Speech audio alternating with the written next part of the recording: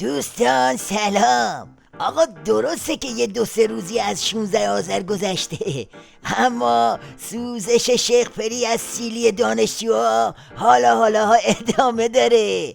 این روباه بنفش از اونجایی که خیلی هم خوشش داشت کلی نقشه برای خودش کشیده بود و میخواست تو روز دانشجو اساسی کاسبی کنه.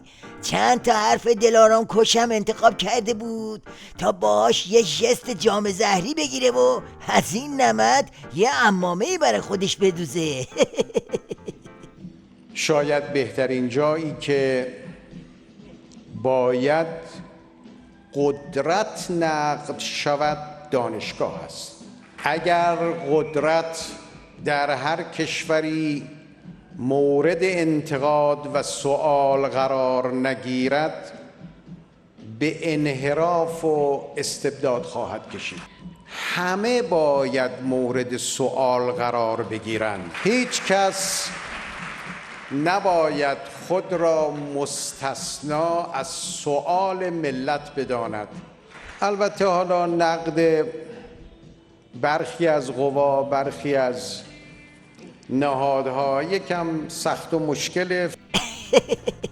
اینجاست که به ناگهان حسن کلیدساز تبدیل به حسن شکارچی میشه و زور میزنه تا با یه تیر دونشون بزنه.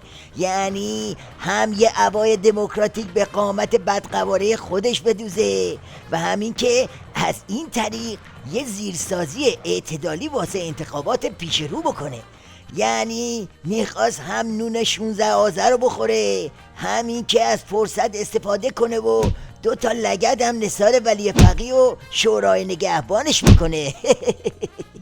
یک کسی گفت که من نسبت به شورای نگهبان نظر خاصی دارم. من نظرم نسبت به شورای نگهبان نظر قانون اساسی است. قانون اساسی شورای نگهبان رو ناظر میدونه، ما هم ناظر میدونیم. خلاصه این که شیخ پری کلی نقشه زیر عمامش بهنون کرده بود، اما در عمل هرچی رشته بود پنبه شد. یعنی میز شیخ پری به هم خورد. رئیس جمهور مفلس آخوندا دنبال این بود که با دستچین کردن یه عده صحنه‌ای ترتیب بده و یه شوی را بندازه، اما نتونست. یعنی دانشجوها زدن کاسه کوزش رو عمامش شیکوندن. اما در این حال راهش اینه که حالا دانشگاه که اینجوری صحبت نمی کردیم ما هیچ وقت، اون وقتی که دانشجو بودیم این تریبون ما دادیم که بیایید صحبت کنید، همه از شما استفاده کنیم. به هر حال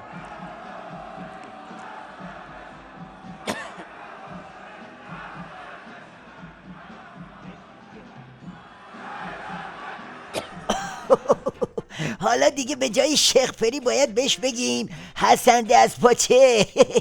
بدبخت حساب همه جا رو کرده بود، الا حساب اینجا رو. بعدم که شعله گر گرفت و همینطور صدا پشت صدا و فریاد پشت فریاد.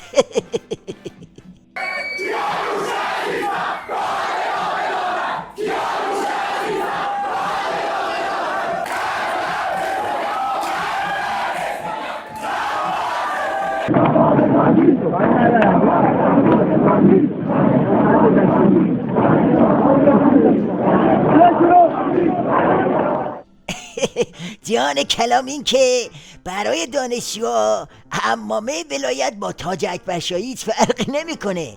شیخ پری و سیدعلی و اکبر کوسه همه رو باید به یه گاری بست. همه حرف تو همون شعار مشترک خلاصه میشه: مرگ بر اصل ولایت فقیه. همه ایمار و ملخا از تو همین اصل لعنتی بیرون اومدن. پس بلند بگو مرگ بر اصل ولایت فقیه. ماشاءالله.